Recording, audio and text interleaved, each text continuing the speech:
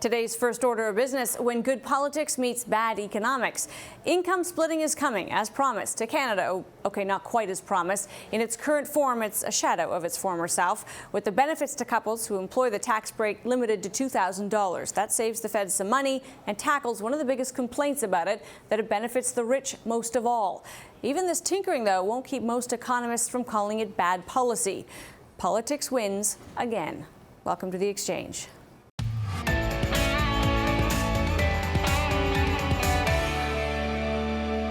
The idea was first floated nearly 10 years ago. Then it was built into the Conservative platform in 2011, from which Harper won a majority. Now the budget is near balanced, and the Conservatives say they can fulfill that income splitting pledge. Here's how it works. Income splitting is a tax break for families where one spouse makes significantly more than the other, or if one makes nothing at all, perhaps because they're raising children. Right now, single-earner families sometimes pay more in tax than two-earner families with the same total income. The policy would allow families with children under the age of 18 to transfer up to $50,000 of income between spouses to save on taxes. When the program was originally conceived, it was expected to cost the government $2.7 billion a year and overwhelmingly favor rich families. Criticism mounted even within the Conservative caucus. The late Jim Flaherty raised serious doubts about the plan earlier this year as finance minister. It benefits some parts of the Canadian population a lot, and other parts of the Canadian population virtually not at all. Those worries from Flaherty, the opposition parties, and frankly many Canadians forced Harper and Finance Minister Joe Oliver to announce a slightly watered-down version of the plan today. Here are the details. The tax break applies to parents of children up to 18 years of age. As we noted earlier, a couple can't get a break of more than $2,000. The government says it will now cost $2.4 billion in the first year and then drop to $1.9 billion the next. Also announced today a boost to the universal child care benefit. Families with children under the age of 6 will now get $160 a month, up from $100. Households with children aged 6 to 17 will receive $60 a month. According to Stephen Harper, those changes will take effect in the new year. When it comes to the cost of raising a family, Canada's mums and dads deserve all of the help that we can give them. The Prime Minister also said this new measure will benefit more than 1.7 million families. Here to weigh in, Bill Robson, President and CEO of the CD Howe Institute. Thanks for being here. And I know you've done some writing and analysis about this kind of tax policy. So let's start with, broadly, we've said economists don't like it. Is it good policy? Is it something that makes sense to try to kind of level taxation between couples, which is really the target here? Yeah, there are two principles that collide here. One of them is that you want to have your graduated rate structure on individuals. The other is that you want families who pool their resources not to pay different amounts of tax depending on splits in their income. And there's no single way to solve that problem. If you look around the world, different countries handle it different ways. In the US, they've gone back and forth between family and individual taxation and blends of it. So we ran into that problem here too. And what the government has now done with this proposal is they've really limited the extent to which the couples can pool income. And by restricting it to couples with children, they've certainly limited it a lot more. That was in the original proposal. So in the end, we're seeing an uneasy compromise. I'm very sympathetic to the argument that couples who pool their income shouldn't pay different amounts of tax with different earners, but you got to water your wine.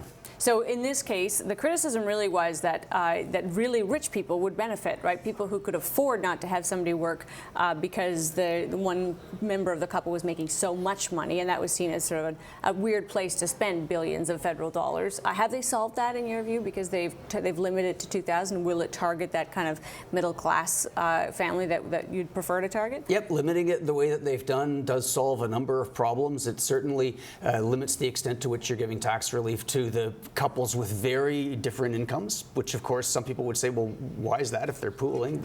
But it does limit that. The other thing that they've done by going to this credit approach is they have left the provinces free to deal or not deal with this pressure in their own ways, because that was one of the big criticisms, was that the feds were making a decision that had big implications for the provinces as well. So they've responded to that criticism as well, and I think they've got something that's a lot tighter, and it does respond to many of the negative things people had said. This was seen by some as as a kind of about social values. In other words, encouraging a situation where you could have a stay-at-home parent and lighten the tax burden in order to facilitate that. Do you agree that that's part of the agenda here, or can we even suggest that, or is that just an inference some people make? I think that the people who are in that situation feel like they would like some tax relief.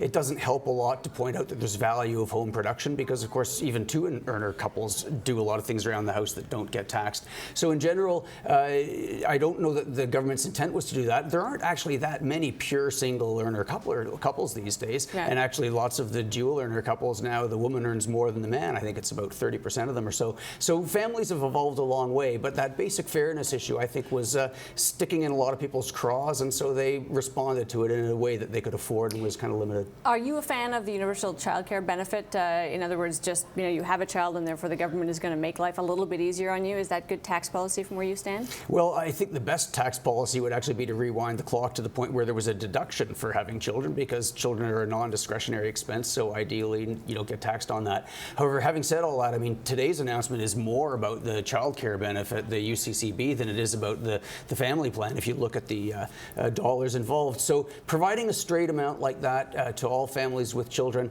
there is a kind of attractive neutrality to it. Yep. And when we're worried, as many people were, about income splitting and the effects on marginal tax rates and the incentives to earn, the child benefit gets away from all that. It's just a straight transfer. And as you say, it does cost money. It all adds up in the end. There is a surplus theoretically to play with, and some of this stuff will kick in, of course, in 2016 and beyond. So we'll see whether this government is even around to follow through. But is it too expensive when you look at how the numbers add up and where we might be revenue-wise? I might have done things a little differently myself. If you want to provide tax relief that would answer some of these horizontal equity problems, one thing you can do is you can start moving the thresholds up a little bit, get more of the progressivity in the tax system up at the high end where people are concerned about inequality, and get a little bit of that, higher marginal rates out of that middle income range that causes some of these problems.